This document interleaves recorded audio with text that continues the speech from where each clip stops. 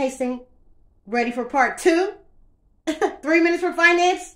Okay, yeah. What is inflation part 2? PIN, P-I-N, price index numbers. These are index numbers. They express the level of a group of commodity prices relative to the level of the prices of the same commodities during that arbitrarily chosen base period time, and used to indicate changes in the level of prices from one arbitrary period to another. You know, that's the PIN, the price index numbers, right? Then you got the PCE, the PCE index. The PCE index measures the changes in goods and services consumed by all households and the nonprofit institutions serving those households.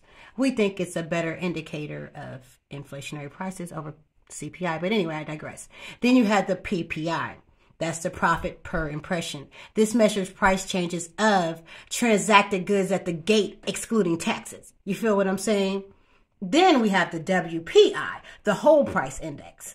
Now, the whole price index reflects changes in the average cost of production, including markups and taxes.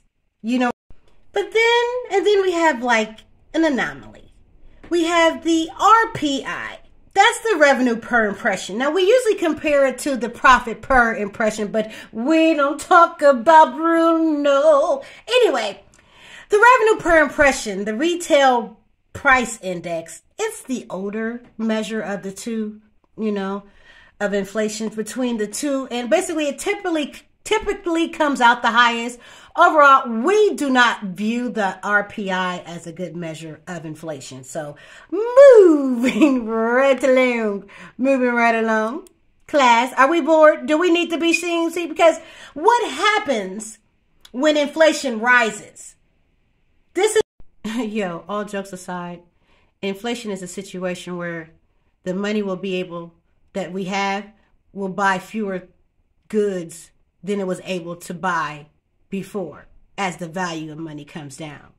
You know, in an inflationary environment, unevenly rising prices inevitably reduce the purchasing power of some consumers.